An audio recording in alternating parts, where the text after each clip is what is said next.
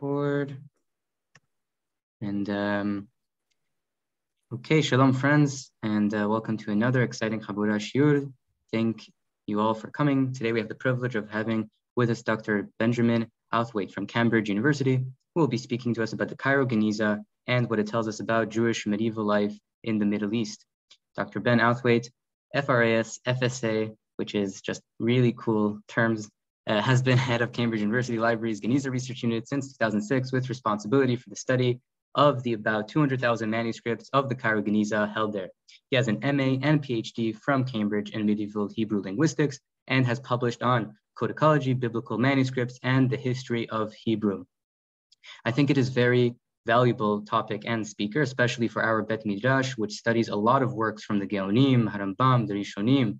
We have the privilege of having so much accessible to us in terms of manuscripts and books, and it is important to also have an awareness of the world of academia laboring over making so much of this knowledge accessible and the wonderful research being produced by people like Dr. Outhwaite. With that said, for those who are new to the Chabura, welcome, and I highly recommend joining our WhatsApp group to stay updated on all the exciting content we are putting out. As usual, all our classes are recorded and will be accessible on our website. If you have questions, please raise your hand or message in the chat box, and please God, there will also be time for questions at the end. With that said, thank you all for coming. It is an honor to have you, Dr. Outhwaite, and the floor is yours. Thank you very much. Sorry, I just realized I've got a really creaky chair that I'm sitting on. So if you hear noises, that's sorry about that. I need to upgrade my chair. Today, I thought I would talk about the Cairo Geniza and mainly what it tells us about Jewish life in the Middle Ages, rather than specifically what is the Cairo Geniza and where does it come from. This is not because that's not important, and that it's not because that's not a great story too. It's a fantastic story, and I'll recommend some reading at the end if you want to learn more about that. But the fact is that sometimes, by the time I've got around to telling people the amazing story of its discovery and all the serendipity that went into that, there's very little time to actually say why it's important. And given the nature of what you're doing, your society, your interest in things, Sephardi, you know, the Mizrahi side of Judaism, then it's very important to know about the Cairo Geniza, because without the Cairo Geniza, we would be greatly impoverished for this side of the study of Judaism. If you really, and I've used this as an example many times before, but if you want to see the effect that the Cairo Geniza has had on modern scholarship to do with all aspects of pre-modern Judaism, and particularly Jewish life in the medieval Middle East, in the Eastern Mediterranean, in the lands of Islam, in the High Middle Ages, then all you have to do is go to the Jewish Encyclopedia, which was written over a number of years as a great product of the Wissenschafts des Judentums movement, you know, scientific movement in America and Germany in the 19th century, to really set down, using the most advanced techniques of the time, everything that was known about Judaism from a historical perspective. And they poured that into the Jewish Encyclopedia in 12 volumes that came out over a number of years and finished sometime early in the 20th century, 1904, 1905, something like that. Now, the great irony of this movement was that they were pouring all of this knowledge into these books, which are tremendous and you know, a real boon to scholarship, but at exactly the same time that Solomon Schechter was making the treasures of the Cairo Geniza known to the world, and it upended 90% of what was written in that book about the Jews of the Middle East, about pre-modern Judaism. If you just have to look at one subject, again, I always mention this, but it's worth looking at, is if you look up the poet Yanai in the Jewish Encyclopedia, it will say there's a paragraph about him which says by reputation, he was one of the greatest poets of the old Palestinian Synagogue. So he was an early Palestinian poet writing in the late Byzantine period, in the Byzantine period, writing piyutim for the service. And it says today, so in 1904 or whatever, we have 3 pieces of his poetry left. We don't have a single whole poem by him, despite his reputation as being one of the most prolific and important poets of the Palestinian Synagogue. And in a typical kind of Wissenschafts des Judentums way, the writer of that article then goes on to say these bits of poetry don't show any great poetic talent. So that's implying that the greatest poet of the Palestinian school was a bad poet. And that maybe does actually summarize some of the attitude towards the medieval Sephardi Mizrahi tradition. Now, of course, thanks to Israel Davidson and others, we have hundreds of poems by Yenai, which all turned up in the Cairo Geniza, in immaculate, beautiful editions, in tiny little scrappy editions, all over the Geniza, lots and lots of copies. And we can see why he was the most important poet, because he wrote so many poems. He wrote a poem for every single occurrence on the liturgical calendar. So, there's not an episode of Leviticus too dull in the weekly Torah reading that he wouldn't write a poem about it. Mold on walls, fine, there'll be a poem about it. Anyway, that by way of an introduction, which I hadn't mentioned, but I just thought I'd just say a little bit about why this is such a good match, the Chavara and the Cairo Geniza. Okay, so what you see in that first slide there is actually the Geniza as it looks like in its raw form. Those are the manuscripts very much as they sort of came out of the storeroom where Solomon Schechter found them. This is from another Geniza collection that's in Cambridge that until recently remained in an unconserved state like that, which is why it looks so beautiful, really. Nowadays, it looks, well, you'll see, it looks slightly more ordered. Now, a few years ago, Simon Sharma came and he filmed a TV series called The Story of the Jews, and he spent a day in Cambridge and he filmed a bit about the Cairo Geniza for one of the episodes, because the Geniza is, so essential to the story of medieval Judaism in the East. And we got about, I suppose, 10 minutes, 5 minutes in the whole episode. It was good experience for me. I was on, TV with Simon Sharma, leading historian. But he gave me a quote, which I've used ever since. It's the single most complete archive of society anywhere in the whole medieval world. Now, people would argue about this. Is the Geniza an archive? Well, by anyone's standard, it's not really an archive, because an archive is assembled for a purpose of, the idea that you'll go back to it and you will use it.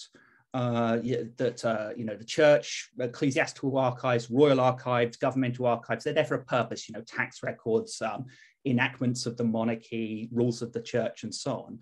Whereas the Geniza is no such thing. It's a mass of material that ended up in a storeroom. However, I think we've come a bit further now in the way that we look at archives from the Middle East, because on the whole, and one of the reasons why the Cairo Geniza is so important, and not just for Judaism, but for the whole of that kind of period of the Middle East, is that we don't find many archives in the Middle East. And that's because they don't have an archival tradition that's like the Western archival tradition. And there are many reasons for this, but individuals kept archives rather than organizations. So Islamic courts, for instance, where you might expect them to keep archives, and that we would now find an archive listing, all these court cases back in the Islamic period. That didn't happen. Individual judges were responsible for keeping their own archives, and it would have been similar in a Jewish court. And consequently, when we look at the Cairo Geniza today, we can say, no, it's not an archive, but it contains many archives. So there were archives of individual judges, there were archives of individual organizations within the Jewish world that possibly kept their papers together for a purpose. And at some point, they just got upended into the Cairo Geniza, and that's where we find them today. So it's not an archive, it is lots of archives, and there is no other collection like it anywhere in the world. A few come close. You could look at something like the discoveries in Oxyrhynchus at the beginning of the 20th century, which were manuscripts found in rubbish heaps in a city in Egypt, but they were purely discarded and just preserved because of the climate. Whereas the Geniza, they were discarded, but they were discarded with a purpose, which was to prevent them from being destroyed or misused. When you think about Jewish manuscripts, every library of any age, every great university collection has got Jewish manuscripts. Cambridge has 1,000 Jewish manuscripts. We're about, we often look to Oxford, which has a much greater collection, or the British Library, which has a much greater collection of these kinds of manuscripts. So codices like this, big books. But this is what you think of when you think of a manuscript, the kind of grimoires that you would see Dumbledore, using in Hogwarts. And for many people, that is all the manuscripts they will ever see. If they work in a university library that doesn't have anything like the Cairo Geniza. And this is a manuscript I stumbled across when I went to Toronto. And I was surprised to see it because it's a beautiful Bible. It's from the 11th century, probably, maybe 12th century. You can see it's been heavily used over the years, but it's still intact. And it's intact because it's an important book that would have been kept in a synagogue, would have been looked after, so valuable in its production that you wouldn't want to, put it away, stop using it if you could avoid it. It's written on parchment, which in the Middle East is usually sheepskin rather than goatskin. So if you look at each of those double pages, each of the bifolio in that book, that's basically half a sheep right there. So if you think there are something like 400 bifolio maybe in that book, that's about 200 sheep, have died to make that book. So these are expensive things. Now that book was last, before I saw it in Toronto, I had last read about it in an article by Richard Gottheil called Some Hebrew Manuscripts in Egypt. And he'd gone on a tour of Egypt about the same time as the Jewish Encyclopedia was being produced. And he'd gone to every synagogue that was open in Egypt at that time and asked the beadles of the synagogue or the rabbis or other elders associated with the synagogue to show him what treasures they had. And he saw many great treasures, including this Bible, locked away and kept carefully in a synagogue. But of course, following the reducing of the Jewish community in Egypt, many people having to depart, the community really dwindling down to a handful, the manuscripts have tended to vanish and disappear across the world. And so this one turned up in Toronto. And it's not quite clear how it got there. It was bought and sold, but whether it ever left Egypt, with the adequate permissions is difficult to say. But this is what we think of when we think of manuscripts. But when you see the Cairo Geniza, this is what you get. Now, this manuscript is every bit the same as the previous one. This is a Bible. It's just this has suffered from the ravages of time in a way that the other one didn't. And while the other one is still intact, this one is, well, this, as you can see, it's a once great parchment, again, sheepskin, very pale, highly polished and clean sheepskin. But it's ripped, it's torn, it's suffered from water damage and so on. But in origin, it would have been an expensive, beautiful Bible. More importantly, it's older than the previous one by probably a couple of 100 years, or maybe at least 100 years, because this one is dated. A scribe wrote a colophon once on one of the pages that we have, and he dates it according to the destruction of the temple, which suggests that he was a native Palestinian Jew, because they tended to use that era, that way of dating rather than it depends. There are lots of different ways of dating. You could use the Seleucid era, Lishtarot. You could use the creation, or you could use the exile of King Jehoiakim, or you could use the era of the Greeks. In this case, he used the destruction of the temple. Now, the destruction of the temple isn't actually a set date in medieval Judaism at this time. There's a bit of variation. So if he says 856 for the temple, we see that now as 942 to 946 CE. So that's middle of the 10th century. It's a very early manuscript for us. Now, we also know who wrote it because he put a carpet page. So the left-hand side is a decorative, what we call carpet page, because you lay out text to make it like a carpet design. And hidden in what are sort of various phrases, psukim lifted from the Bible and other sources, he hid his name. So you can see, Ani Tzemach b'Rabbi Avraham HaSofer. So his name is Tzemach ben Avraham. And this is quite common for Bibles of this period, that scribes tend to, they're investing a lot of time and effort into producing something. They're probably paid to do it. But at the same time, they do want people to know who they are. So they might hide their name in the Masoretic notes, or they might input symbols on letters in the biblical text to spell out their name, just so that posterity has a chance of recognizing them. And in this case, he put his name very nicely in the carpet page so we can identify him. So we know in the middle of the 10th century, Tzemach Rabbi Avraham was copying this rather beautiful Bible and probably produced it in Palestine. And somehow it ended up in Egypt, where eventually it fell apart, could no longer be used, as was put into the Cairo Geniza.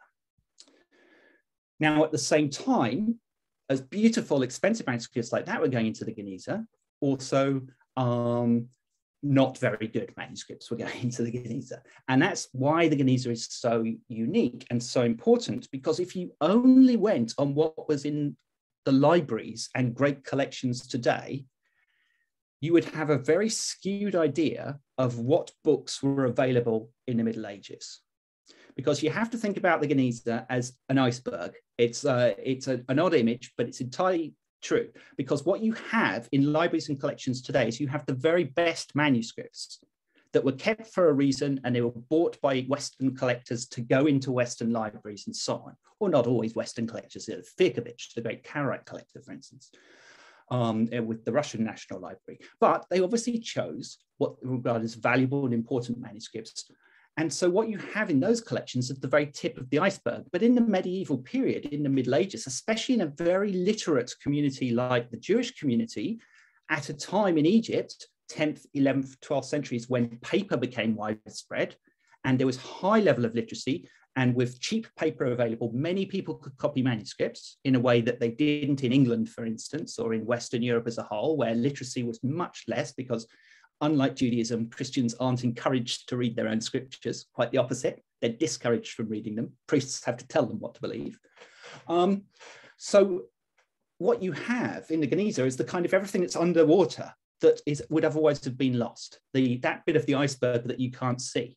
And that's manuscripts like this, which are scrappy, crappy, not very good. But many people wouldn't have had a copy of the Leningrad Codex or the Aleppo Codex to read and practice their reading of the Bible from. That's the property of, the Jewish equivalent of kings. This is the property of the Nasi or the Nagid or the Gaon. Many people would have had to copy their own Bibles. If they wanted to prepare for reading in the synagogue, they might just copy out a single pasuk or a single set of psukim or a single haftarah, or they might have just a book of one of the books of the Torah or something like that. And these are these kinds of things. So on the left, you have not bad, but not particularly well-produced copy of the Bible, but it's been used subsequently by someone who's very, very eager to practice writing Arabic and Judeo-Arabic and Hebrew letters and Arabic letters and all sorts of things all over it. We would say that they're not showing particular respect to the biblical text, but of course they did show enough respect that this went into the Geniza at the end. And on the right, you have what is probably a child, unless it's a particularly poor penmanship by an adult, who is copying out, who is writing some biblical verses. And if you look in the very last, you can see it's a practice, because they're not writing the full divine name. So if you look at the last line, you'll see there's no Shem Hashem there. He's written a Yud Yud in a kind of attractive fashion with a comments under it, which is common in biblical texts that are not supposed to be treated as proper texts of the Bible, so children's exercises, things like that. And if you look next to it, the word to the left of that actually says Elohav. And I don't know if you can see how he spelt Elohav, but you can see that he spelt it with a vet at the end, a bet, yeah, not Yud Vav, which is good because it shows that he was pronouncing Vav Rafeh as a V, this child or illiterate adult. So it gives us a clue as to how he's pronouncing his Hebrew. He's not pronouncing it as a W, for instance, as he might have done in Babylon if he was an Iraqi. So these manuscripts, while not beautiful, are important for other reasons. Now, nowhere else in any other collection would you get survivals like this. So this is a piece of paper. It's written in Hebrew script of the 13th century, but the language is Arabic, because Jews in Egypt in the 13th century were speaking Arabic, but at school they mostly learned how to write Hebrew.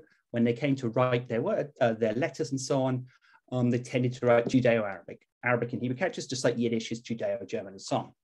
So if you read that top line, it actually says Nafakat al-Ansara in Ishtu, and then Hebrew, Be'ezrat Shaddai. And Nafaka is Arabic for expenditure. Al-Ansara is Shavuot. In Ishtu, if I live that long, Be'ezrat Shaddai, in Arabic, you might have said Alhamdulillah or Inshallah. So it's actually a shopping list produced by a judge called Solomon ben Elijah in the 13th century, because we recognize his handwriting. He's preparing for a number of feasts over Shavuot. And he's writing down all the things that he needs to buy. And he's writing it out with this expression at the top of it, because you never want to tempt fate. By preparing for something in the future, you're tempting fate. So he says, if I live that long, with the help of God.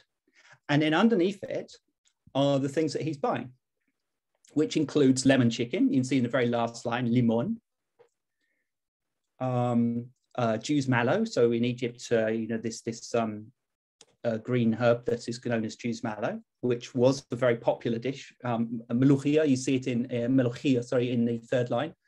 Kubeb, which is Java pepper. So his banquet actually had local ingredients and ones from quite far afield. And it's a bit of paper that would have served really only one purpose, which was to prepare for the celebrations of Shavuot, and then would have been discarded, thrown away. A piece of ephemera from the Middle Ages. Ephemera that we're very, we assume existed, but we don't have anything like this for the 13th century in England. We have,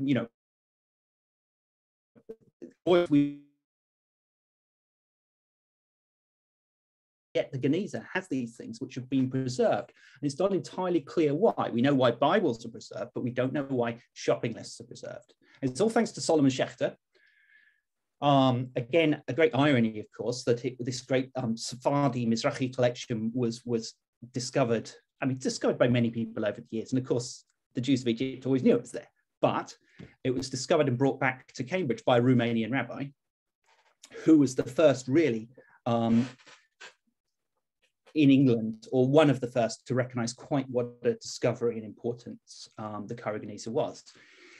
Having been alerted to the fact that there were important manuscripts coming out of Egypt, he traveled to Egypt with money borrowed.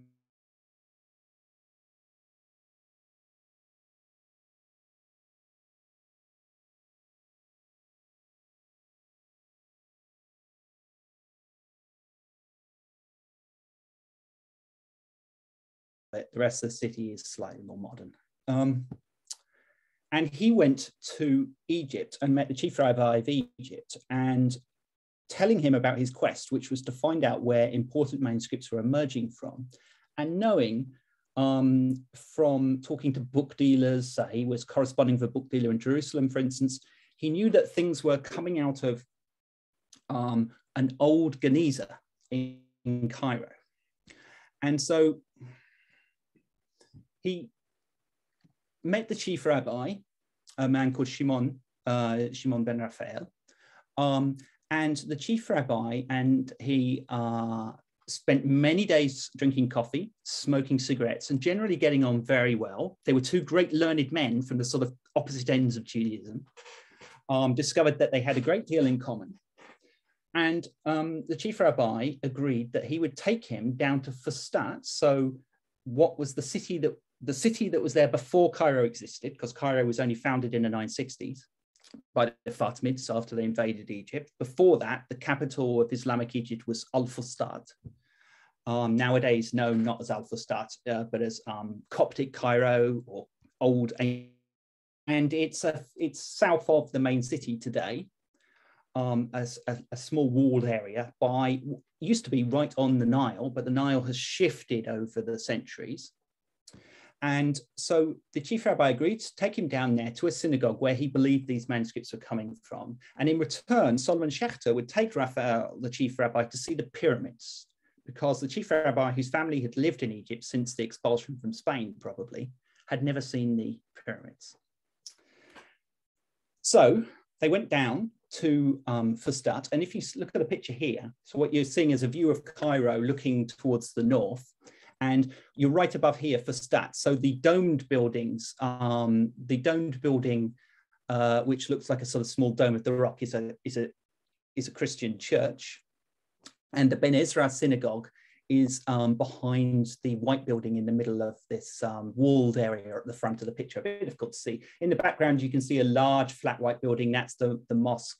That's one of the earliest mosques, or the earliest mosque, perhaps, built in Fustat. And so what you have in the area of Old Cairo, Fustat, is a very small area where Christians, Jews, and Muslims all rub shoulders together. And here, if you look, This is a map of Fustat, and you can see the Synagogue of Ben Ezra, and next to it is the Hanging Church and the Church of St. George and the Church of Barbara and all the churches around it in this small walled area. And this is the old center of the city of Fustat. And it was actually there before the city of Fustat was founded. It used to be known as the Fortress of Babylon, and it was built by the Romans originally. And the Emperor Trajan built those round towers that became churches, because if you look, sorry, just looking at the previous picture again, you can see here the line of the railway that runs down the side of Fustat. That actually follows the old line of the Nile. The Nile was shifted. You can see it in the top left-hand corner, but originally it followed that line of the railway. And so the city of Fustat sat right on the Nile. Those round buildings were actually the entrance to a port and canal that joined the Nile with the Red Sea, built by the Romans.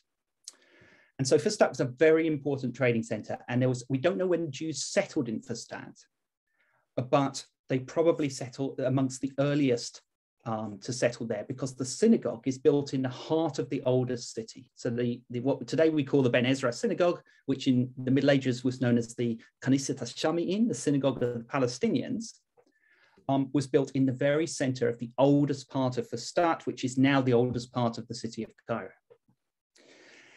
And not long after, there were two synagogues there. Now, the Ben Ezra Synagogue, the Geniza Shami'in, is the oldest one, and that's where Solomon Schechter went, and he found this great discovery of manuscripts piled up in a storeroom. But there was another synagogue there, and you can see here, this is a letter, part of a letter at the top, where a man called Tuvia is making some kind of deal. He's promising something. I can't quite remember what it is that he's promising. And if he reneges on the promise, he will pay a fine of 5 dinars, like a charitable fine. 5 dinars is a lot of gold. Those are gold coins. So it's a serious amount of money. 5 dinars to the 2 rabbinite synagogues in Fustat if he breaks the agreement. And it says there, you see, it says, Khamsa dinania liknisat ashami'in ulaknisat al-Iraqi'in, right? So to the synagogue of the Palestinians, the Syrians, and to the synagogue of the Iraqis. Because the original Jewish community that was in Fustat was the Palestinian Jewish community. These were Jews who, if they themselves didn't come from Palestine, then their relatives did, and they recognized the primacy of the Palestinian synagogue, the yeshiva in Jerusalem, the Palestinian rite, as their rite. But in the 9th century, increasing numbers of Babylonian Jews left Baghdad, left Babylon as Iraq went under the Abbasids, declined. They settled in North Africa, and when the Fatimids invaded Egypt in particular, many of them settled hot on the heels of the Fatimids, and they needed a synagogue. And so a synagogue was built, and it's disappeared. Today it's gone. So while the Ben Ezra Synagogue is still there, the Iraqi synagogue is somewhere next to the Hanging Church, which you can see there in the middle of that photo. So there would have been a synagogue somewhere near there. And it itself used to be a church. They bought it off the Christians, who had too many churches in Old Cairo, the Coptic Christians, and they turned it into a synagogue. But that legend of it being, that fact of it being turned into a synagogue has meant that nowadays people have confused the two, and people often say the Ben Ezra Synagogue used to be a Christian church. That's not true at all. There's no evidence for that. And this is what the synagogue looked like in the 1970s. It's been renovated and modern and looks much whiter and more modern today. It's a major tourist site.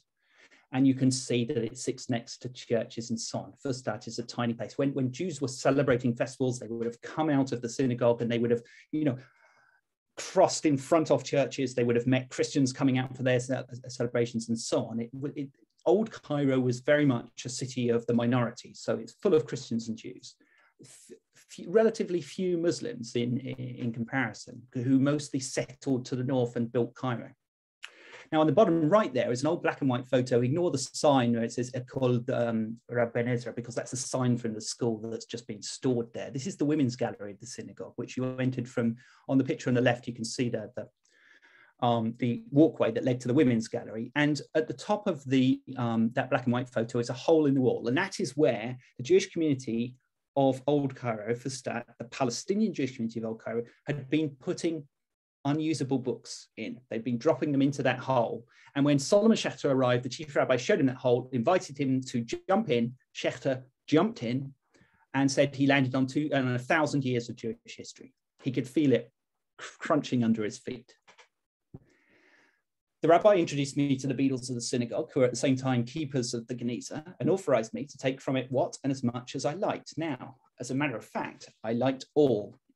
So Solomon Schechter basically cleared out that cupboard, a 2-story, it seems, storeroom, and carried it back to Cambridge. And that was in 1896, 1897. He wrote an article in the Times about it called A Hoard of Hebrew Manuscripts. And once back in Cambridge, he was given a whole room in the old university library with his tea chests. Although if you look what they actually say on the side, they say bottles, which is more in keeping with Cambridge. With his tea chests full of manuscripts. And he set to work. Now, Schechter actually had a higher calling. He went off to America in about 1904 or 5 and left the collection to Cambridge. And Cambridge, not being a great center of Jewish studies in those days, promptly forgot about it. And most of it remained hidden in those boxes until the 1960s. So that's why when people ask, why are you still cataloging the Geniza? Why are you still discovering it? Well, because for a large part of its life, it sat in boxes in the basement of the university library. At one point during the Second World War, the librarian discussed burning the collection because it was felt not to be worth keeping. Fortunately, they didn't.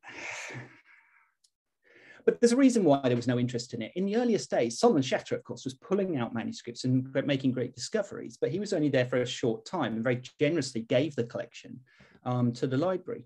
But most of the people who also worked on it around him at that time were Christian scholars, because Cambridge at that time was still just a factory for churning out Christian priests. And so they picked on the copies of the Bible, they picked on the Midrashim that might tell us more about, the time of Christ and that kind of thing as being of interest. And neither Schechter nor these Christian scholars on the whole could read Arabic. And much of the collection was in Arabic, because that was the language of scholarship in the medieval Middle East for many Jews. It is estimated that 90% of the world's Jewish population in the High Middle Ages lived under Islam, and so were mostly Arabic speakers or Persian speakers. When the Jewish Encyclopedia was written, it was basically writing the history of the 10% of Jews who didn't. This is what the collection looks like today. It's all organized in beautiful 1970s black folders, which are all ring binders, and they're falling apart, which is a bit of a problem. But there are thousands of them. It's an enormous collection because it is all mixed up. When Solomon Schechter jumped in and landed on top of it, he did a fair amount of damage, but no more than had been done to all the sort of tomb robbers and the tourists and everyone who'd been there before and taken away bits. That's why the Geniza is scattered across the whole world. There are bits of it in every collection, but Schechter was the one kind of brave enough or audacious enough to just carry away the greatest part of it, which is why most of it is in Cambridge. Describing what a Geniza is, he wrote in his article in 1897, the word is derived from the Hebrew verb ganaz, which you find in the Book of Esther, and signifies treasure house or hiding place. When applied to books, it means much the same as burial means in the case of men. When the spirit is gone, we put the corpse out of sight to protect it from abuse. In like manner, when the writing is worn out, we hide the book to preserve it from profanation, so from being misused. The contents of the book go up to heaven like the soul, which is a great example of what the Geniza, in Solomon Schechter's understanding meant. And that is what we find. There was from the late 10th century, the Jewish population, the Jewish congregation who used the Ben Ezra Synagogue. It wasn't known as the Ben Ezra Synagogue in the Middle Ages. That was a name that it acquired during the Ottoman period. It was known as the Synagogue of the Palestinians or of the Syrians or of the Jerusalemites. When they had a holy book that couldn't be used anymore, they wouldn't just throw it away because that would be showing disrespect to the name of God, or they wouldn't leave it lying around to be misused by someone, maybe for magical or nefarious purposes. Instead, they would take it to the synagogue, or they would give it to the shamash, and he would drop it into that hole in the wall, and then it would never be seen again until a Romanian rabbi in 1896 came and landed on top of it. And there aren't many rules in Judaism for a Geniza and what you're supposed to do, which is perhaps why we don't find many Genizot, and when we do find them, they all have very different characters. Some of them only contain important, religious works. Some contain only printed prayer books and so on. Nothing quite like the Cairo Geniza, which contains a bit of everything. This is a Bifolium from Mishnah Shabbat, It's on parchment, very nice old copy of the Mishnah from probably the late 10th century. And it actually, fortunately, on the right-hand side there, covers what it says about the treatment of holy writings on Shabbat. So on Shabbat, just like you can break the basic principle of Shabbat to save a human life, you must, and indeed you should, it's the same to save sacred writings. Kol kitvei hakodesh matzilim otam mipnei hedleka bein shekorim bahem uvein she'enan korim bahem. Af al pi ktuvim b'chol lashon v'teonim Geniza, and you can see the word Geniza there has got nikud, because it's an unusual word. Probably, people didn't know how to pronounce it. It doesn't occur very often. So all holy writings should be saved from destruction, from fire, whether you read them or not, no matter what language they're in. If they're holy, then you have a duty to preserve them even on the Sabbath, and you should subject them to the laws of Geniza. That is, you should hide them away. All right, yeah, that's the translation. Now, for very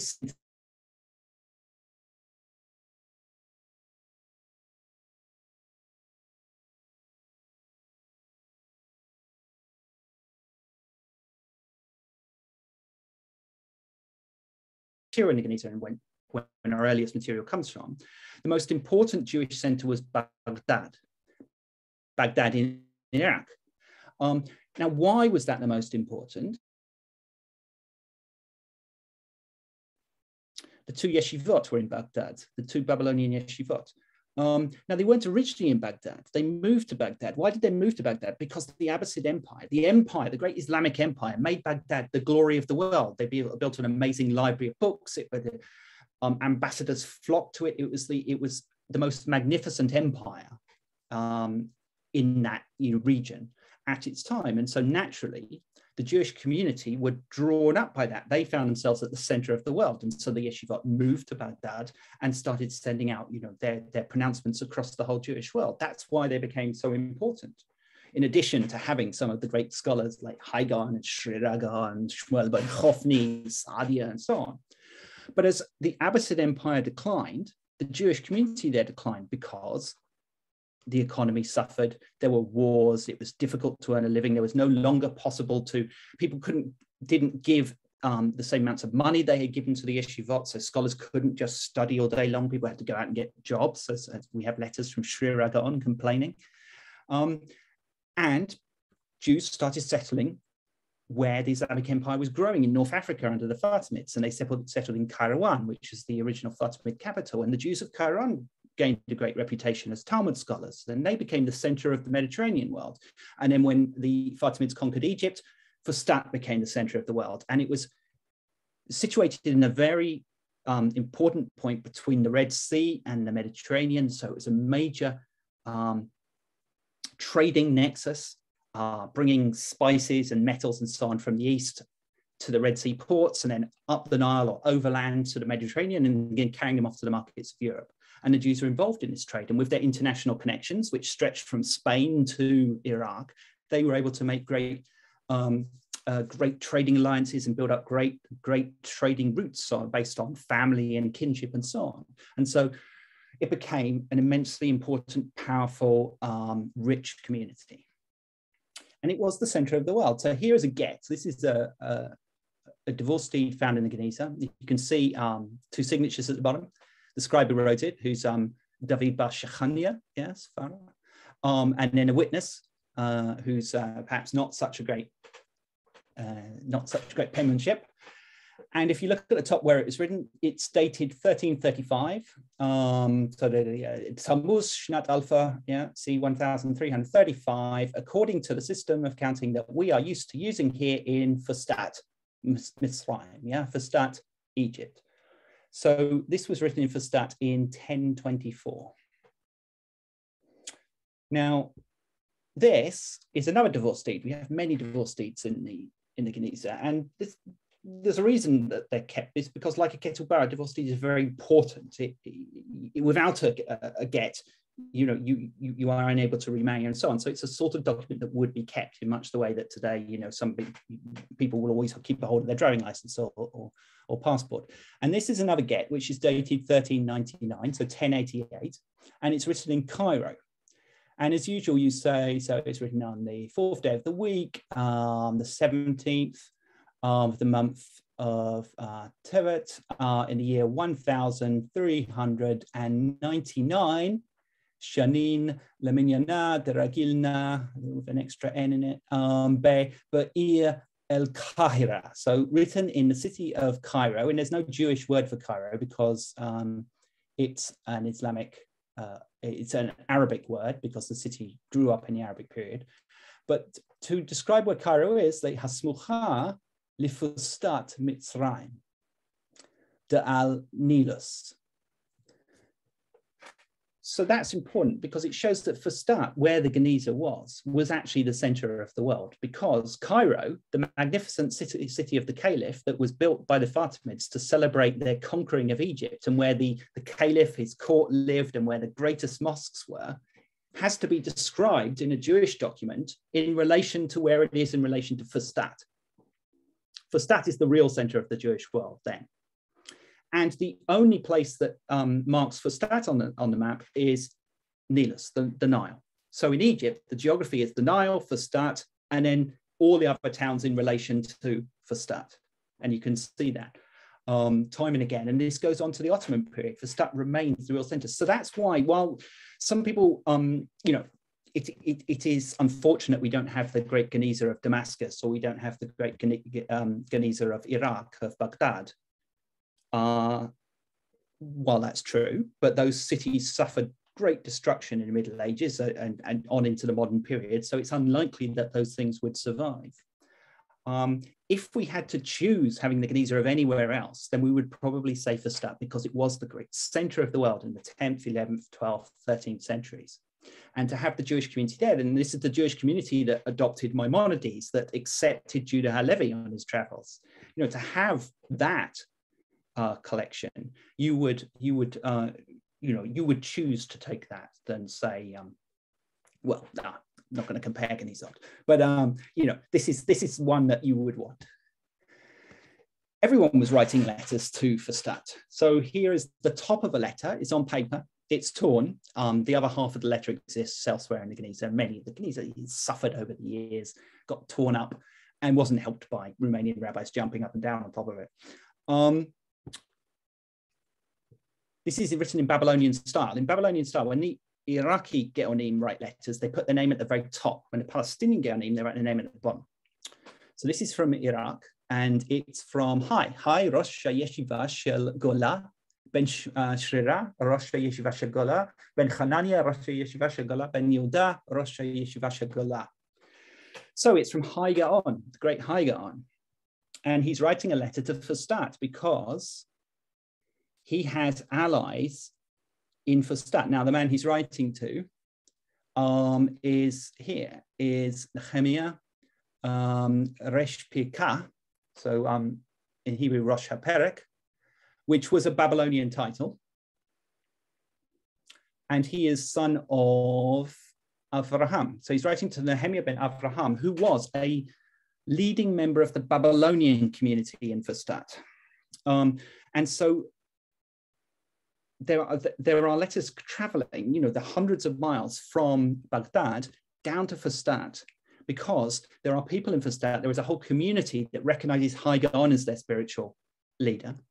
And Hai Gaon, one, has a duty to write to them because he has to answer their she'elot with his shuvot and so on, but also he expects them to pay their chomashim, their tithes, which is the only thing that's keeping the yeshiva going. And so it's a symbiotic relationship. They need him for his scholarship. He needs them for their money. And so letters are traveling backwards and forwards between the two centers. And those that are coming to Fustat get put into the Geniza. And so we still have them today. You can see he even made a mistake. He wrote Ha'aluf, which is a Babylonian title. He wrote it twice. Before writing Chaver, which is actually a Palestinian title, because in those days, although the Palestinian community and the Babylonian community in Fustat didn't agree on many things, they did agree to work together. And to cement that, they gave titles to each other. So this man had both a Palestinian and a Babylonian title. Judah Halevi turned up in Fustat as well on his way to the Holy Land. But before actually traveling there, he had a long correspondence with people in Fustat, because in the 12th century, when Judah Halevi was producing his poetry, Egypt was in decline culturally, and they began to look to Spain for their literature. And Judah Halevi became their leading poet. And so they wrote him fan mail. And Egypt was immensely rich. And consequently, when disasters befell the Spanish community, as here a woman has been thrown into prison, it was natural that he would attempt to raise funds from the Egyptian community and from his merchant friends in Egypt. Judah Halevi has the most terrible handwriting. This is written in Arabic in Hebrew characters, again, very difficult to read. Now, why are they writing Arabic in Hebrew characters? You can see here, this is that the Jewish community are actually multilingual. So this is a check, it's a money order, because Jewish merchants had to travel across borders and you could not carry gold across borders. That was on pain of death. Also quite dangerous to travel up and down the Nile, for instance, with your pockets full of gold. And so they developed ways of using paper money, which already existed in the Islamic world. And so this is an order of payment, which is written in Aramaic, Hebrew, Arabic, and Judeo-Arabic. So 4 different languages, showing how literate the average Jewish merchant was. Well, this one maybe wasn't so average. He was quite successful, Abu Zikri Cohen. And it actually says, Yadfa Sheikh Abu al-Khaykhiyah li muwasiliha an Shamr. And then the date of Aleph Taf Nun Aleph. So it's made the Sheikh Abu al-Khaykhiyah, so he is the banker, pay Yadfa to the bearer for wax, so for a large amount of candles, 5 dinars. Again, 5 dinars, a very large amount of money, an enormous number of candles. So rather than hand over gold, he handed over a check. The man would hand over the candles and he would go off to meet his banker and present the check and get the money. And Arabic, this kind of Arabic and in Hebrew characters, the way that people did everyday transactions like that. This is a teacher's note sent home with a schoolboy. It begins, Alam Maulai Sheikh, God bless you. That Abul Hassan has been doing very well with his writing. But I have to inform you that another boy in school, Abul Hassan, again, these are Jewish children, but they have Arabic kunyas, the Arabic nicknames. Another boy in school called Abul Hassan, Ibn Wuhaib, has conspired with the boys in the school, with the public, and broken his writing board. So he's been bullied. In those days, think of an Islamic house of that era, no tables and chairs, people sat on the floor on cushions and blankets and so on, although in school probably sat on the bare floor. You didn't have a table, you had a board with your paper on it, and that's how you learned how to write, using a board. Like today, nowadays, everyone has an iPad in school. In those days, it was a bit of wood. And he's obviously done too well in his writing, and he's been bullied, and they've broken his board. And so the note was sent home with him, please get him a new board, basically. But by anyone's standards, this is a bit of ephemera. There's absolutely no purpose in keeping this, but why is it kept? Why does it end up in the Geniza? Well, it does have a name of God in it. Does that make it holy? So he says, He says, Adam Allah, right? So God lengthen your life, give you strength, sorry.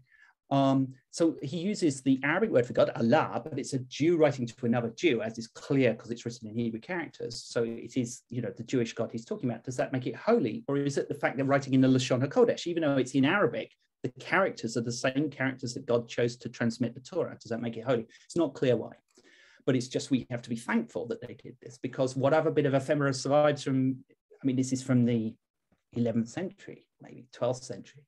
Whatever note sent home with a poor pathetic schoolboy, he's had his writing board broken, has survived from the Middle Ages. And also, so children's books, so this is how they learned how to write Hebrew. But at the same time, the things they actually wrote, the copies the children themselves produced, ended up in the Geniza. So we can see not only the theory on the left, how they should write Hebrew, but the practice of how they learned it. And we can see that some of the books that they learned from were really of the highest quality. So literacy was taken very seriously in the Jewish community. You know, it is everybody's duty to be able to read the Torah. And the way you do that is you teach them to copy it out from an early age. Because there weren't many copies of the Torah, there weren't many copies even of these children's books. The boys would sit around, and girls too, because we have letters talking about girls going to school, would sit around a book and they would copy it from all different directions. You'd have to learn how to read a book upside down or sideways. By the end of your schooling, you would know Hebrew. You would be able to read the Torah. But the byproduct that was not intentional was they could all write Hebrew really well. And so when they came to write their letters as merchants or you know, whatever they did in later life, they naturally turned to Hebrew. Even Maimonides chose to write many of his works in Hebrew characters, even the ones in Arabic. Now, the other thing that's preserved in the Geniza is perhaps things that they didn't want to be used.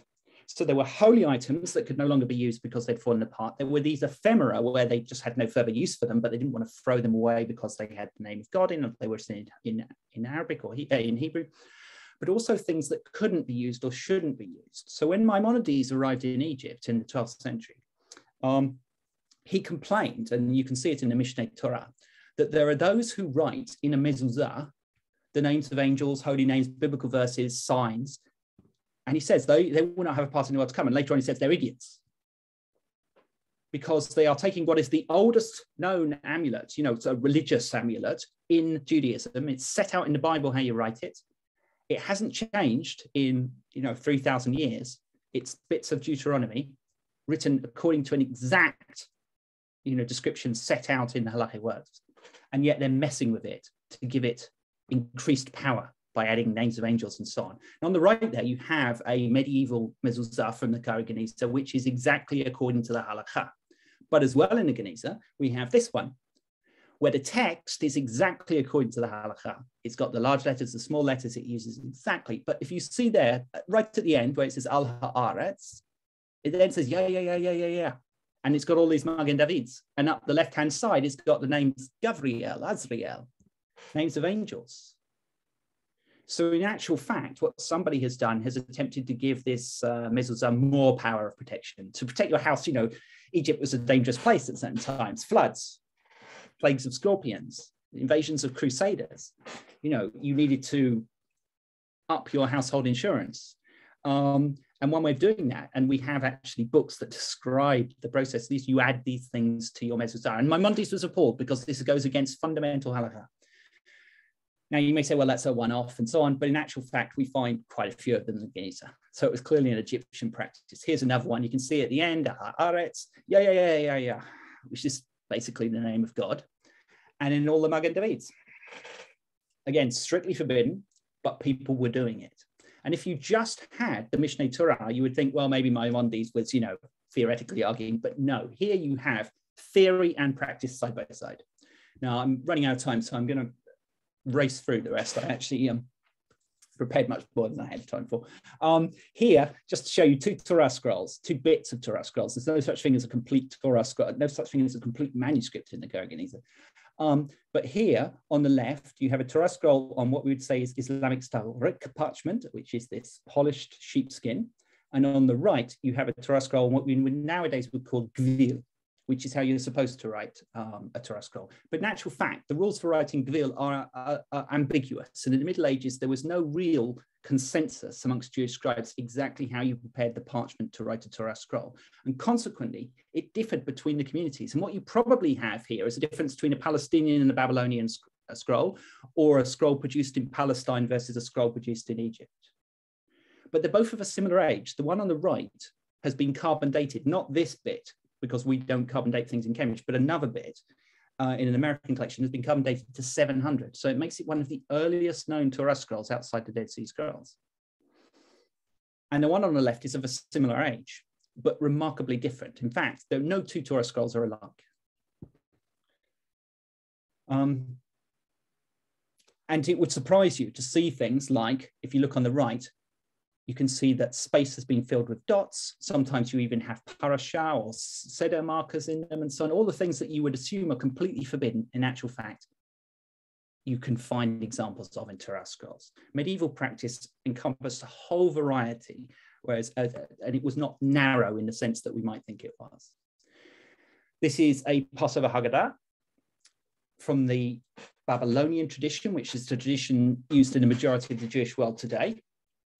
And this is a Passover Haggadah as would have been used in the Palestinian synagogue, which is not used the whole world over today and effectively died out in the 13th century. Because this one preserves here, this is, so it's just one Bifolium from a book of the Haggadah, but you can see here, it's got the 4 questions.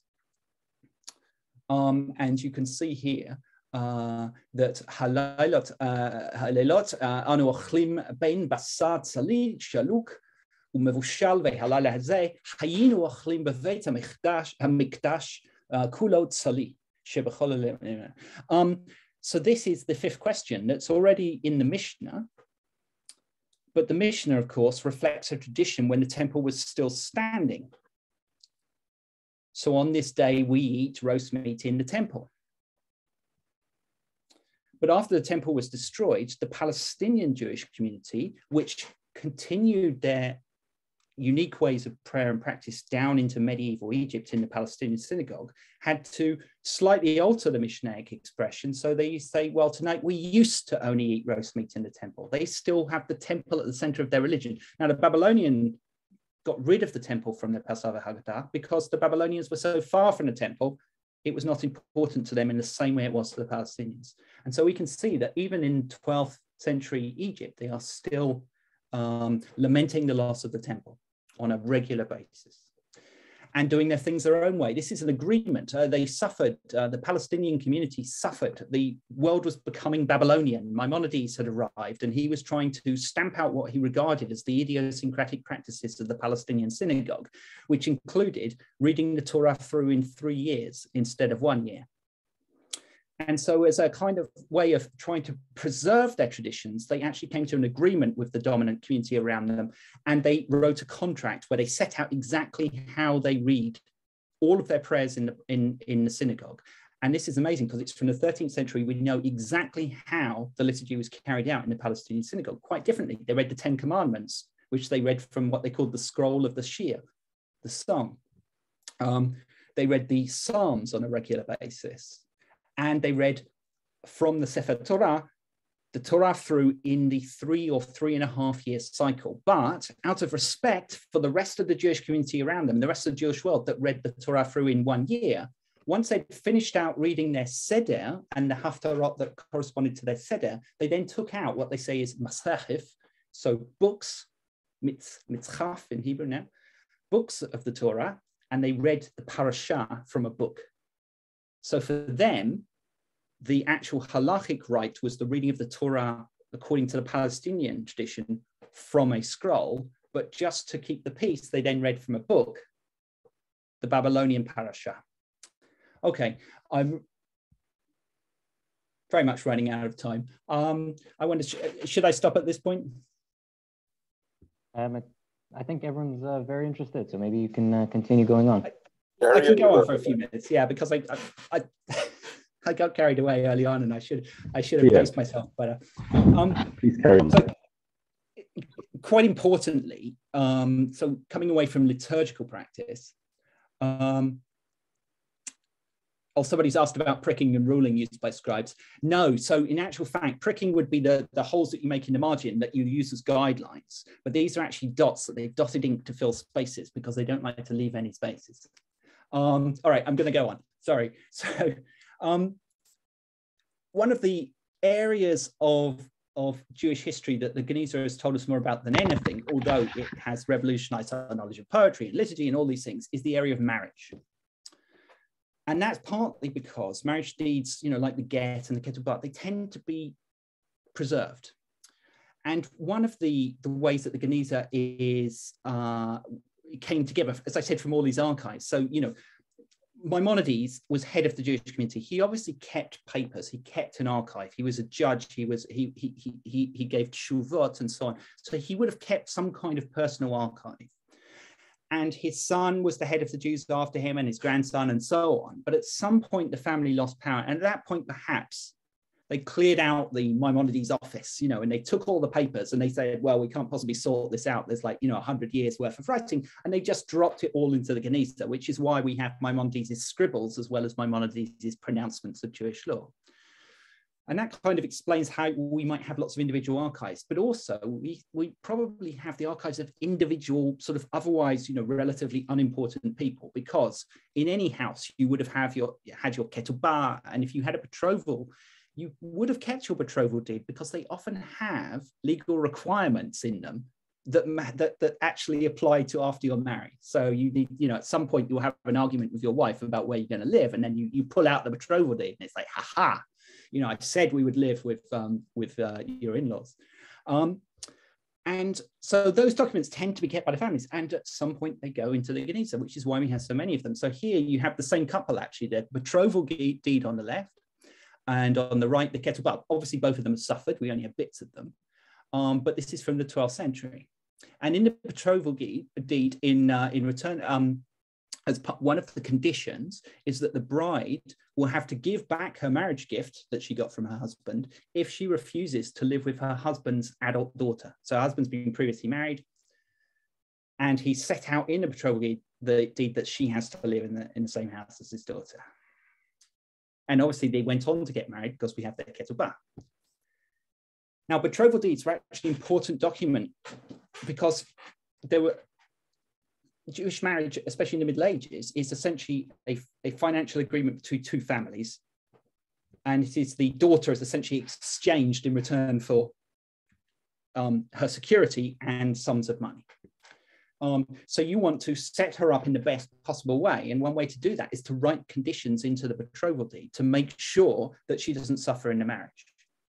And so we often find in betrothal deeds like this, and you can see here a very nice one on the right, and you can see there's 1, 2, 3, 4 signatures. So you only really need 2 or 3 signatures on the document. 4 suggests that, this was a more important family and so on. And you can often find it will say in it what the husband must or mustn't do, and sometimes what the wife must or mustn't do. So on the left examples, where they might live, they're not allowed to move out to Fustat because the wife wants to live in Fustat. She doesn't go off to the provinces. Husbands not beat their wives. In-laws not beat the wife. Wives should not abuse their in-laws. They should look after the children of former marriages. They should live in a particular area. And importantly, it's often stipulated that the husband is not allowed to take another wife, because in theory, like the Islamic world around them, there was polygamy and that men could marry. But you had to be quite rich to afford even one life, let alone several. In other cases, it's quite clear that the woman getting married and the man getting married are mismatched socially or financially so much that a great deal of effort goes into the prenuptial agreements to make sure the marriage works. In this case, this is not strictly a betrothal deed. It's at the top, it says, Zichron edut shehaita bipnenu anachnu ha'adim chatumim lamata. So it's a record of testimony that happened before us, the witnesses who have signed at the bottom. So it's just a legal document of testimony. So in the Bet Din, a man called Tuvia and the representative of a woman called Pfizer went to the Bet Din, and they presented this document orally. It was written down, signed by witnesses, and been because his wife Pfizer, who is obviously richer and more important than him, is locking him into a particular behavior after they're married and ruling out all of the things that he's been doing up to now as being unacceptable after marriage. And so the document goes into great detail about his friends. I shall not allow into my house the dissolute, jokers, frivolous company, or good-for-nothings, lots of Hebrew words, protzim, leitzanim, nor shall I enter the house of anyone who clings to licentiousness, corruption, or immoral acts, nor shall I associate with them for the purposes of eating, drinking, or anything else. And I shall not acquire for myself a maid, a shifcha, for as long as this Pfizer is with me, except by her express desire and command. And a shifcha is actually a concubine. So this is buying a slave as a concubine, and he's signing away his right to do it unless his wife gives him the command to do it after marriage. But moreover, he's clearly wasting his time drinking with dissolute, licentious people But after marriage, he's no longer going to be able to do that. Else he will have to pay some enormous fine to the synagogue. And another way they had of protecting women before marriage solved a specific problem of the Jewish community in Egypt. As I said before, it was the center of a great trading empire, and many Jews in the 11th century traded around the Mediterranean, which was okay. That was, not that dangerous. They were dangerous, the Byzantine navy, things like that. But on the whole, it was short distances, reliable winds. With the Crusades, the Mediterranean became dominated by the Italian city-states traders, and Jews and Muslims looked further to the east for most of their trade, and they started doing Indian Ocean trade, trading with from Yemen. They went down the Red Sea to Yemen, and then they crossed the Indian Ocean and traded with India and further afield, and that's how they brought exotic spices and so on to Egypt, which eventually made their way to Europe. The problem with that was that Jewish merchants would often disappear for years at a time. And that was a problem if you decided you were going to go and make your fortune in India, 1 or 2 good trading voyages to India, and you could perhaps retire back in Fustat. But before you went, you would make sure that your family would make sure that you got engaged. But there is no written engagement deed in Judaism.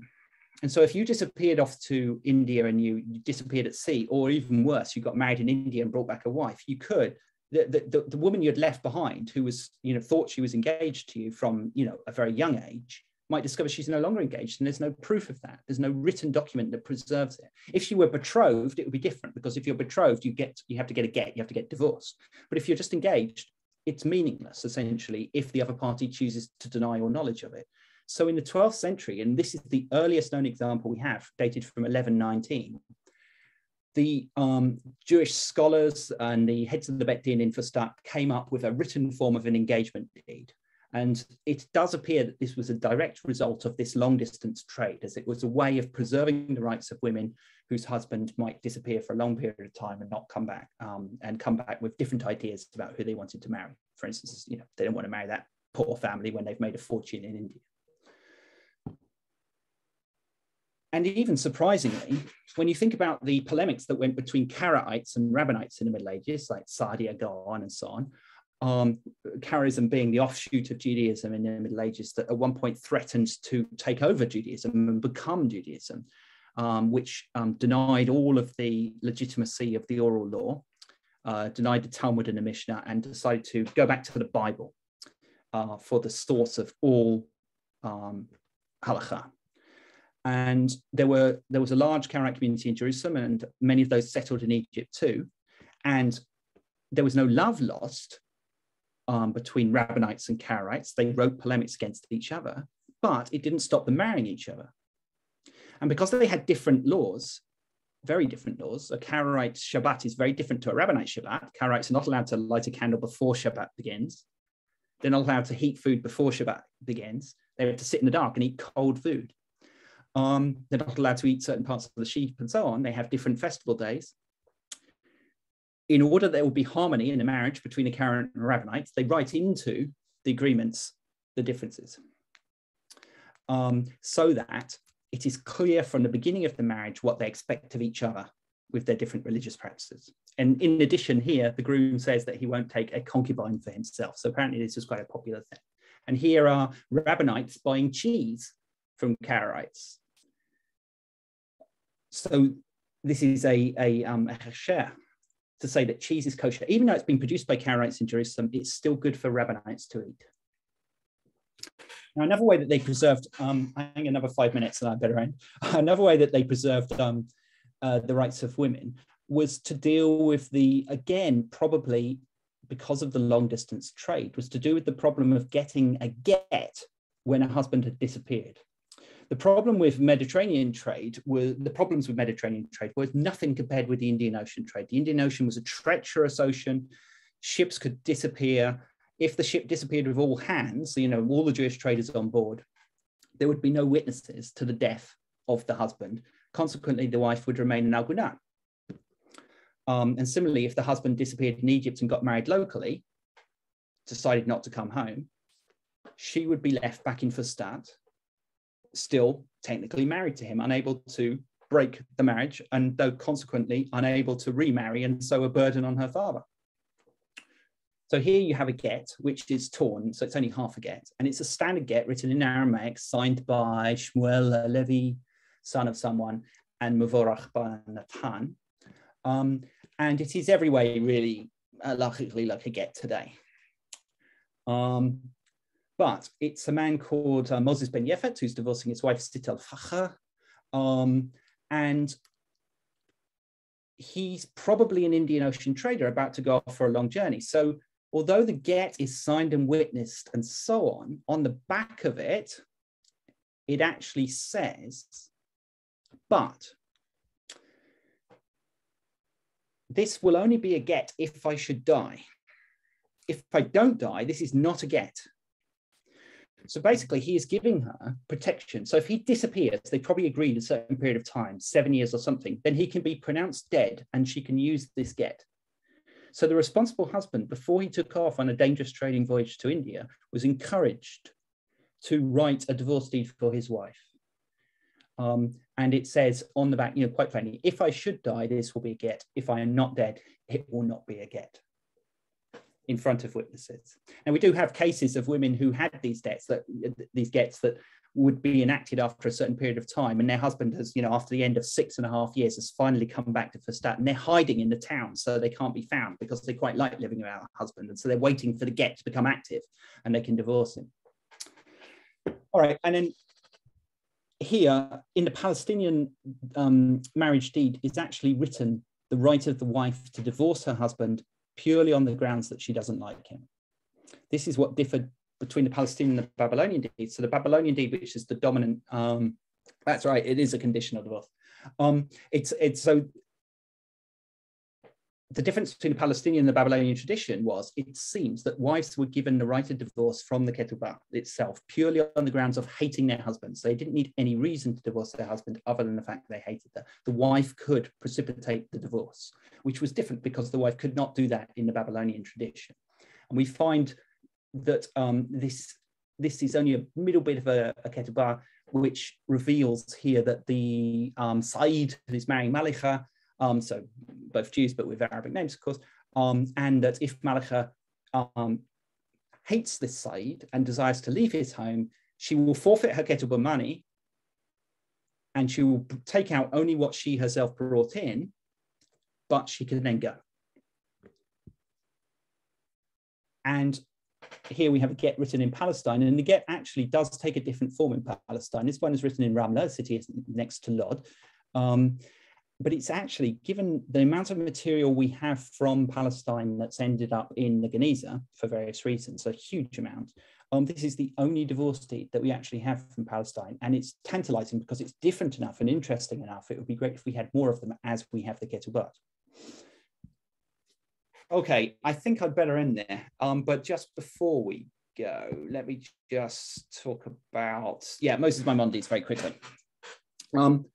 So as I said, Maimonides, he tried to set it. Maimonides, left Spain, settled in North Africa. In North Africa, it is now widely accepted he was forced to convert to Islam. But as a forced conversion, it was meaningless. And so as soon as he left North Africa, he was free to return to Judaism openly. It is quite likely that he always practiced his Judaism even while he was going to the mosque. There are legends that, when he used to go to the mosque to pray, he would pray from under his breath, he would be saying the Jewish prayers. He tried to settle, he landed in Acre, which by then was a Crusader town. He would have liked to settle in the Holy Land. That's why he came. But the Crusaders were in charge of the Holy Land at that time, and it wasn't possible for Jews to settle in Jerusalem. So he settled in Fustat. And when he arrived in Fustat, he arrived at a very dangerous and difficult time because the Crusades were happening. The Jewish community of Egypt generally had declined. It was no longer the bright community it had been under the Fatimids. And this was not so much an internal problem of the Jewish community, it was caused by the decline of Egypt generally. Just as Baghdad became magnificent, so the Jewish community became magnificent. As Egypt suffered, the Jewish community suffered. And Maimonides arrived just at the right time, because there, shortly after he arrived, the Crusader king Amalric attacked the Egyptian town of Bilbais, slaughtered lots of people, took many, many Jews captive.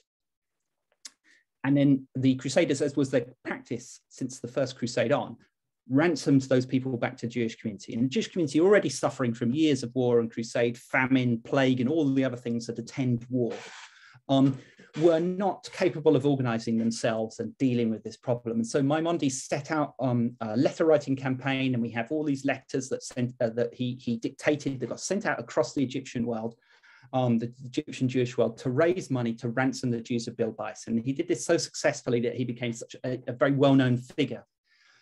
And he was already regarded as a great scholar, but he was revealed as a man of action. You know, at a time of crisis, Maimonides stood up and he encouraged the Jews in their natural response to any disaster was charity in Judaism. That we find this from the earliest period on. When there's a disaster, it is incumbent on the Jewish community elsewhere to raise money to deal with it. And so he did what was natural to Jews, but they had trouble organizing themselves. And what we have here is a receipt for one of these payments, in this case 9 dinars, which was a charitable payment to help ransom Jews back from the Crusaders, and it's signed with his full name, Moshe bar Rabbi Maimon Zatzal, because his father by this stage is dead. And if you think, well, maybe that's not his name, you know, maybe that's not his signature, but then we have the letter written by him, which is one of the most famous things in the Geniza, and it's signed here, Moshe bar Rabbi Maimon, with his very distinctive Spanish-style handwriting. He stands out in the Geniza for his exotic handwriting. Some people might say bad, but no, you get used to it after a while.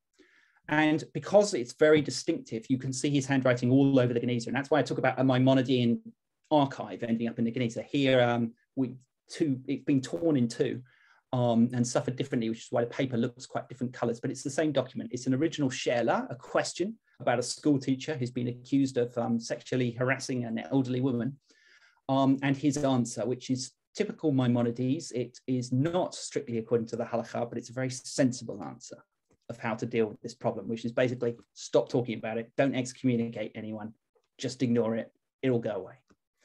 And you can see this is his handwriting here at the bottom, and at the top is the question. So this is the original question with his original answer, and at the very end it says, well, Kataba Moshe, or if you think that's Hebrew, Vechatav Moshe, you would write the same in Arabic.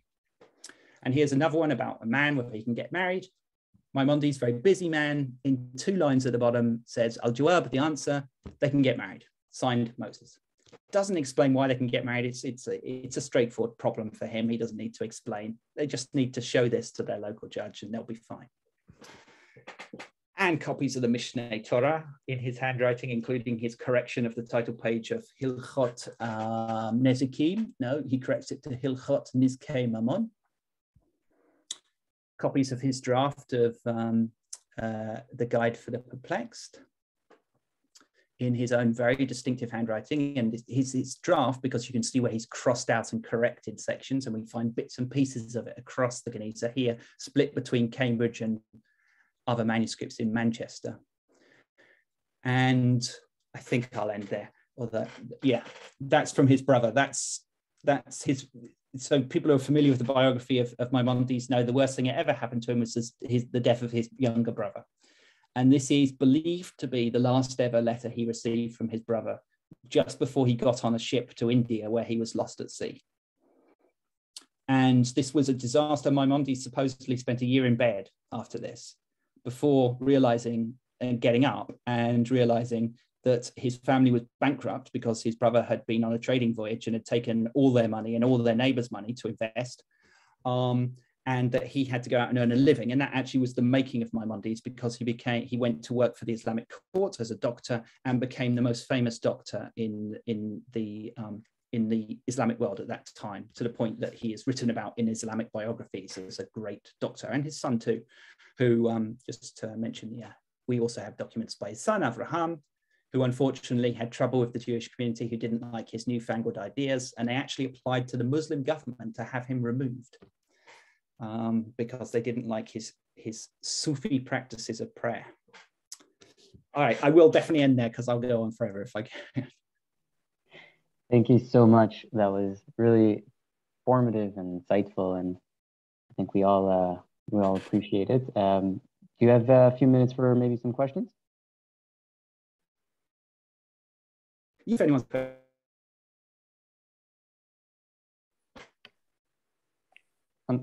I'm sorry. I think I cut out over there.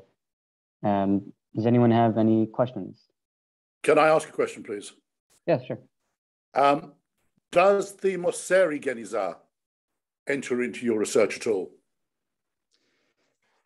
Yes, so a few years ago, the Mosseri Geniza collection came to Cambridge, a few years, 10 years ago, I think.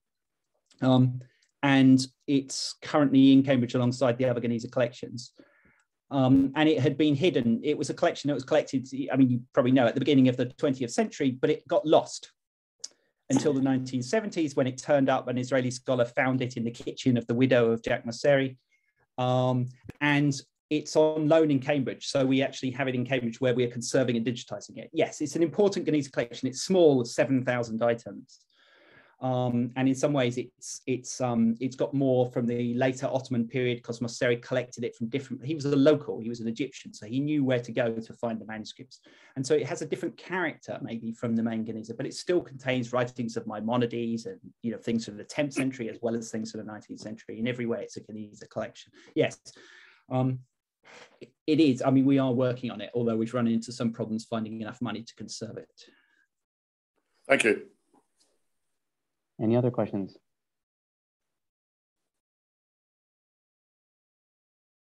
I think there's Daweed asked a question on the chat. I was just having a look at the chat. So yeah, I mean, the problem we have in the Geniza is there's such a vast amount of material, but it's so fragmentary that we can't necessarily tell who wrote things. So while we know Maimonides' handwriting very well, so we can tell what he wrote, we have never found an example of Saadia Gaon's handwriting with his name on it. So for all we know, we might have copies of works by Saadia, which would be fantastic. We certainly have, I mean, we have copies of works by him, but for all we know, we might have autograph copies produced by him. And you might say, well, that's unlikely. He lived in Iraq, you know, why would his, well, we have book lists from the 12th, 13th century following the immigration of many Jews from Iraq settled in Egypt. We have book lists, and there's one particular dealer who's by origin a Babylonian, because he's called Habavli, and he sells many copies of the Talmuds and so on, and the description of them is in his book list. And in one book list, he certainly says, and a Torah scroll in the handwriting of Rav Saadia. Now, that's the kind of thing that, you know, it would be very difficult to prove. But if these things were circulating in the Middle Ages, then we should probably expect to find them in the Geniza. But so we do have things in handwriting, Shira Gaon and Hai Gaon, and even earlier, Nehemiah HaKohen Gaon from the 960s. But we can't, unless we find an example with a name on it, we can't necessarily be sure it's in the handwriting of, you know, the person whose work it is. I think Robert had a question.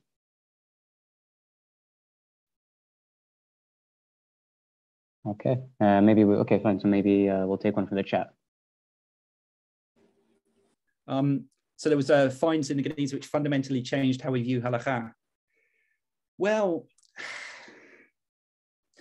I mean, what's interesting is I think, especially when you look at the Palestinian Jewish community, is that they had a certain freedom to change the halakha. You know, that they were innovators. They weren't locked into you know, a historic way of doing things. And you probably see that as well with the Babylonians in certain areas. But for instance, the way that they adapted to the problems of Jewish marriage in the Middle Ages, you know, long distance trade, husbands disappearing, husbands taking extra wives or slaves and things like that. And the way that these were written into the Shtar Erosin or the Ketubah and so on, suggests that they felt that these documents were not, you know, archaic documents that could not be changed. They were not, that they were the product of the oral law, and so consequently they could be updated as and, you know, when required. And we do see that in the writings of people like Hai and Shira, because they were dealing with questions of halakha relating to trade in particular, because lots of Jews in the Middle Ages, being extremely literate, were able to dominate the trade of the Iraqi trade over land and so on. And they have to deal with the problem that the laws in the Mishnah and the Talmud are not really set out for the modern, you know, way of doing long distance trade and so on. So they did freely borrow from Islamic law even to the point that sometimes if you just translate what they've written into Hebrew into Arabic, you can find it in books of Islamic jurisprudence too, that they have really just used what's around them. So they were open to innovation. That probably surprises you because you don't think of the Middle Ages, but in fact, you know, we have this sort of narrow view of the Middle Ages, that it was a benighted time where they didn't dare, you know, go against their precepts of their religion and so on. But in fact, they were great innovators because it was a difficult time. It was a very dangerous and difficult time, and the world was changing around them, and they had to adapt their religion, their practices to change with it. I think we'll the last question will be from Margaret, and we'll call it a night. I'm fascinated by your lecture, and I just want to know, you as a non-Jew, what on earth possessed you to get involved and interested in all this medieval Jewish stuff? I know scholars of old, they did all these all the Chaldean languages, but what prompted you? What excited you in the first place? I need another hour to go on. You know, serendipity is full of the Geniza story, and it's similar with me. I went to university to study Chinese. I was fascinated by languages, and I was going to become a scholar of classical Chinese. I took a year out and I spent some time in Israel just because friends of my parents who were Jewish had said, you know, Israel's a great place, go to a kibbutz. So I went to a kibbutz and I got married. And I brought my wife back to England, and she spoke very good English. But as part of my Chinese degree, I would have to go off and live in China. And I thought it was pretty unfair to take an Israeli, you know, who spoke English to a land where she didn't speak a single word of Chinese. So I thought, I will switch my degree and do modern Hebrew, because I'd read down lots of Amos Oz and David Grossman while I was in Israel, while milking cows for a year. And in the course of studying that, and, you know, probably heading towards a career in sort of modern literary criticism, I met Geoffrey Kahn, who became the professor of Hebrew in Cambridge a few years ago. And he had worked in the Cairo Geniza for 10 years. With Stefan, yeah. Yeah. And he took me for biblical Hebrew in my second year. And in my first year of biblical Hebrew, I'd been taught biblical Hebrew by the Reverend John Snaith and the Reverend Professor John Emerton, right? So there wasn't a whole lot of difference between Cambridge in 1990 and Cambridge in 1890. Yeah. And so Geoffrey Kahn arrived in my second year, and he said, so you've probably heard that patak is a short vowel and komets is a long vowel, and it's all rubbish. He says, you know, if you want to know how Hebrew was really pronounced, then you have to go and look in the Cairo Geniza, and you will see that there are these Masoretic works, and there are transcriptions into Arabic script which reveal, as good as a recording, how people were speaking Hebrew. And it just so blew me away that I got interested in medieval Hebrew. And I ended up doing a PhD in medieval Hebrew, which would be career suicide. I mean, you know, in England, how many departments of medieval Hebrew are there? But then I wrote to Stefan and asked for a job, who was then head of the Geniza unit. I worked for him for 7 years. And when he retired, I applied for his job, and I've been there ever since. Amazing. Yeah. Amazing. Thank you so much. It's wonderful. Thank you. Thank you, Habura. Okay. Thank you so much, everyone. Sorry, can I just ask one thing, because of the